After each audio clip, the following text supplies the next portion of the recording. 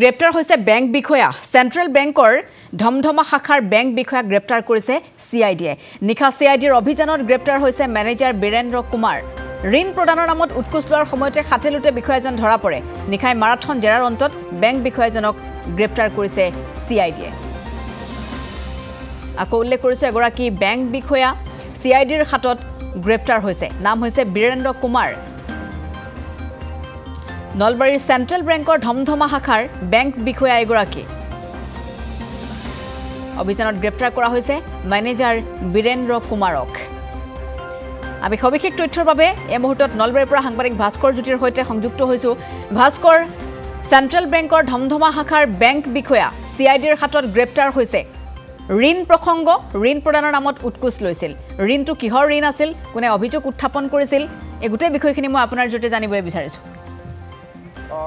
আসলতে পুনৰবাৰ সংবাদ শিৰোনামত আহিবলগীয়া হৈছে নলবাৰী যি সেন্ট্ৰেল বেংক ধমধমা শাখাৰ যি সেন্ট্ৰেল বেংক আছিল সেই সেন্ট্ৰেল বেংক পুনৰবাৰ সংবাদ শিৰোনামত আহিবলগীয়া হৈছে বিগত বৰ্ষত আপোনাৰ যদি মনত আছে তেতিয়াহ'লে আমি এই বেংকটোতে পৰিস্থিতি উত্তপ্ত হৈছিল নহয় ভাস্কৰ ঋণ প্ৰদানৰ নামত নিশ্চয়কৈ আসলতে বিগত বৰ্ষত আসলতে কেইবাটাও উত্থাপন হৈছিল আৰু তাৰ পিছত এই বেংক যিটো আছিল ধমধমা সেন্ট্ৰেল বেংকৰ বেংক মেনেজাৰক সেই সময়ছোৱাত বদলি কৰিবলগীয়া হৈছিল শাস্তিমূলক বদলি দিবলগীয়া হৈছিল বহুখিনি বিধি ব্যৱস্থা আসলতে গ্ৰহণ কৰিবলগীয়া হৈছিল চেন্ট্ৰেল বেংকৰ তৰফৰ পৰা কিন্তু শেহতীয়াকৈ দেখিবলৈ পোৱা গ'ল যিগৰাকী আসলতে বেংক বিষয়াক হাতেলুতে গ্ৰেপ্তাৰ কৰা হ'ল সিআইডি হাতেলুতে গ্ৰেপ্তাৰ কৰিবলৈ সক্ষম হ'ল বীৰেন্দ্ৰ কুমাৰ কালি সন্ধিয়াৰ ভাগত আসলতে এগৰাকী ব্যক্তিৰ পৰা যি ঋণ প্ৰদানৰ নামত উৎকোচ বিচৰাৰ অভিযোগ উত্থাপন হৈছিল আৰু তাৰ পিছত সেই অভিযোগ উত্থাপন হোৱাৰ সময়ত যেতিয়া সেই ব্যক্তিগৰাকীয়ে সেই উৎকোচ দিবলৈ গৈছিল সেই সময়ছোৱাত হাতেলুতে সিআইডিৰ লোকে গ্ৰেপ্তাৰ কৰিবলৈ সক্ষম হৈছিল এই বেংক বিষয়াগৰাকীক আৰু নিশা ঠিক প্ৰায় 2:30 বজামানলৈকে বিষয়টো সিআইডিয়ে তদন্ত চলালে আৰু তদন্ত চলাৰ অৱকাশত নিশাৰ ভাগত এই বেংক বিষয়াগৰাকীক গ্ৰেপ্তাৰ কৰিছে আৰু গ্ৰেপ্তাৰ কৰি গুৱাহাটীলৈ লৈ গৈছে আৰু ইতিমধ্যে আমি এই কথা সদৰি কৰিছো যে পুনৰবাৰ সংবাদ শিৰোনামত আহিছে নলবাৰী যি ধমধমা চেন্ট্ৰেল বেংকৰ শাখা আছে এই শাখাটোৰ যিগৰাকী প্ৰবন্ধক আছিল বেংক মেনেজাৰ আছিল সেই মেনেজাৰগৰাকী ইতিমধ্যে আৰক্ষীৰ জালত পৰিছে সিআইডিৰ জালত পৰিছে আৰু বীৰেন্দ্ৰ কুমাৰক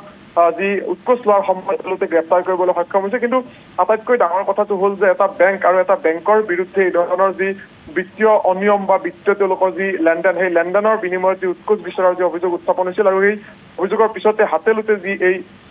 টকা লোৱাৰ সময়ত এই বেংক বিষয়াগৰাকীক গ্ৰেপ্তাৰ হ'ল কিন্তু আটাইতকৈ ডাঙৰ কথাটো এইটোৱে যে আমি MB24 বিগত বৰ্ষতো এই বাতৰি সম্প্ৰচাৰ কৰিছিলো আৰু সেই সময়ছোৱাত যিগৰাকী বেংক মেনেজাৰ আছিল তেতিয়া শাস্তিমূলকভাৱে বদলি কৰা হৈছিল তাৰ আন যিসকল কৰ্মচাৰী আছিল কেইবাগৰাকীও কৰ্মচাৰীৰ বিৰুদ্ধে শাস্তিমূলক ব্যৱস্থা গ্ৰহণ কৰা হৈছিল কিন্তু তাৰ পিছতে যেন একাংশ বেংক বিষয়াৰ কোনো ধৰণৰ গা লৰা নাছিল যাৰ পৰিপ্ৰেক্ষিতত শেহতীয়াকৈ দেখিবলৈ পোৱা গ'ল এই ধৰণৰ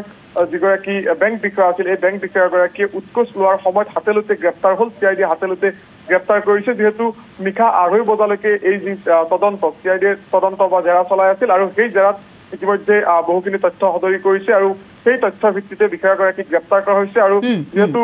এই মুহূৰ্ততো গুৱাহাটীত বিষয়াগৰাকীক ৰখা হৈছে গতিকে তদন্তত আৰু হয়তো নতুন নতুন কেইবাটাও কথা পোহৰলৈ আহিব কাৰণ এই ধৰণৰ কাম কেতিয়াৰ পৰা কৰি আহিছিল বা ইয়াৰ আঁৰত আৰু কোনোবা জড়িত হৈ আছে নেকি এই গোটেই বিষয়খিনি পৰৱৰ্তী সময়ছোৱাত তদন্তত পোহৰলৈ আহিব কিন্তু যিহেতু এতিয়ালৈকে আনুষ্ঠানিকভাৱে সিআইডিয়ে কোনো ধৰণৰ ভাষ্য সংবাদ মাধ্যমত প্ৰদান কৰা নাই তেওঁলোকে কেৱল কালি সন্ধিয়াৰ ভাগতে তদন্ত বা তেওঁলোকৰ যি অভিযান সেই অভিযান চলাবলৈ আহিছিল আৰু সন্ধিয়াৰ পৰা নিশা প্ৰায় 2:30 বজালৈকে এই অভিযান চলাইছিল আৰু অভিযানৰ অন্তত যিগৰাকী বেংক মেনেজাৰ আছিল সেই বেংক মেনেজাৰগৰাকীক গ্ৰেপ্তাৰ কৰি লৈ গৈছে গুৱাহাটীলৈ আৰু হয়তো পৰৱৰ্তী সময়ছোৱাত গোটেই যিখিনি তেওঁলোকে তথ্য সেই তথ্যখিনি সদৰি কৰিব কি ধৰণৰ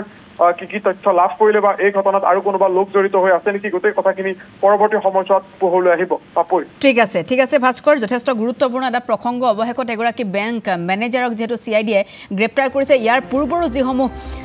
অভিযোগ আছে সেই অভিযোগবোৰৰ সন্দৰ্ভতো এটা সোধা পোছা অব্যাহত ৰাখিব যিসমূহে ঋণ লৈছিল যিসমূহে টকা লৈছিল সেই টকাসমূহ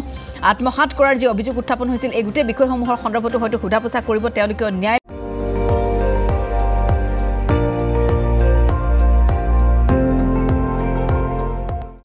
আপুনি চাই আছে ND24